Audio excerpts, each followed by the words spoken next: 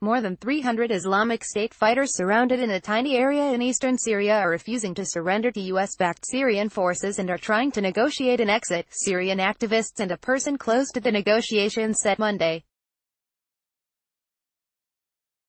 The development comes amid the Islamic State group's last stand in the village of Baghouz, where militants are hiding among hundreds of civilians and preventing them from leaving. It also will likely further delay a declaration on IS's territorial defeat that US-backed Syrian forces were hoping to make last week. A person familiar with the negotiations said the militants are asking for a corridor to the rebel-held northwestern province of Idlib, and demand that they be allowed to leave along with the evacuated civilians. He spoke on condition of anonymity because he was not authorized to speak about the talks, which he described as taking place indirectly. Get the Times of Israel's daily edition by email and never miss our top stories. Free sign up. It was not clear how the current standoff would be resolved. The Britain-based Syrian Observatory for Human Rights, an activist group that monitors the civil war in Syria, said another request by IS to be evacuated to neighboring Iraq was also rejected.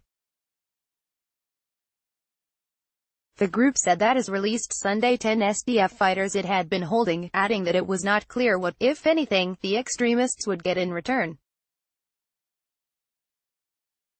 CNN, quoting a senior military official, reported Monday that at least 1,000 fighters fleeing Syria in the past 6 months into western Iraq may have made off with at least $200 million in cash.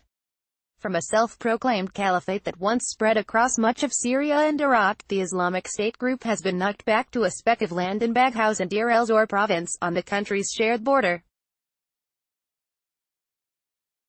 In that tiny patch on the banks of the Euphrates River, the fighters are holed up in what SDF officials described as a small tented village, atop a network of tunnels and caves with the civilians, some of them possibly hostages.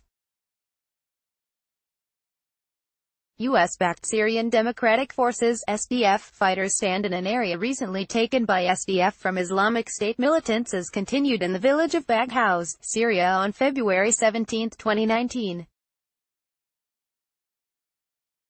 AP photo, Felipe Dana. The SDF and the coalition have battled to uproot them from villages and towns on the eastern banks of the Euphrates since September.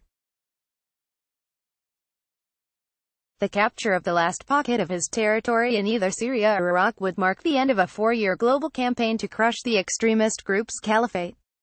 It has been a long and destructive battle.